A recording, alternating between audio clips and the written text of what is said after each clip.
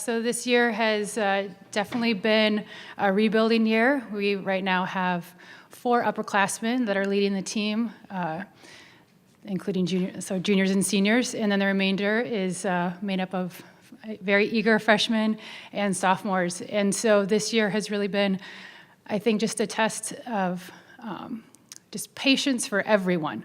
So, and just development. And I think that really paid off and was shown at Eastern Sprints with our 4 coming in second, which is made up of actually a walk-on freshman who learned to row 6 months ago, and then, another freshman, and the remainders were sophomores. So we were just so proud to see these younger classes really step up and start showing what the future could really hold for this team. Okay. Questions for Coach Mattison? Brian? Who were those freshmen, Dusty?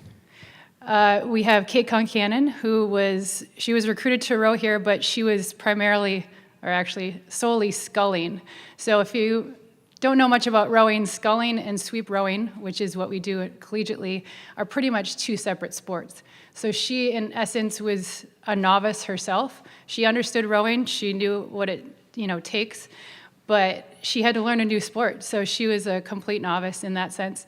And then Ellen Flaster, who is from Minnesota, she was a really talented cross-country runner and skier. And so she has just this amazing aerobic capacity, and herself is just a really talented athlete. And she's in the varsity 4 and is making strides to really be an outstanding member of this team.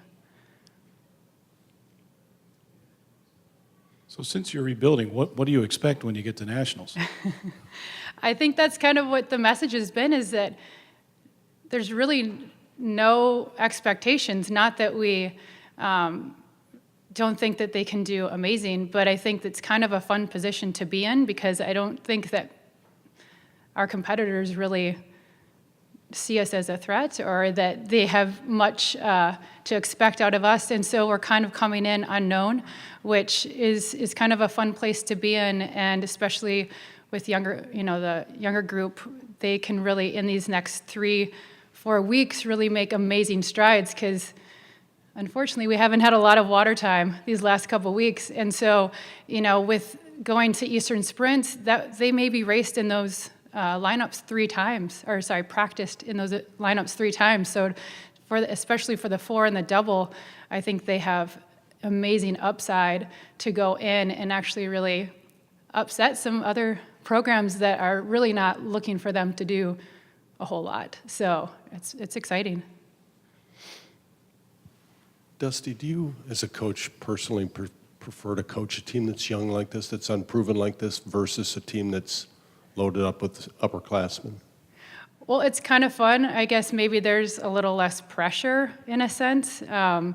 I love seeing the development side of it. So just to see that you can take someone who is new to the sport and they're coming in and contributing at a really high level, that's really exciting.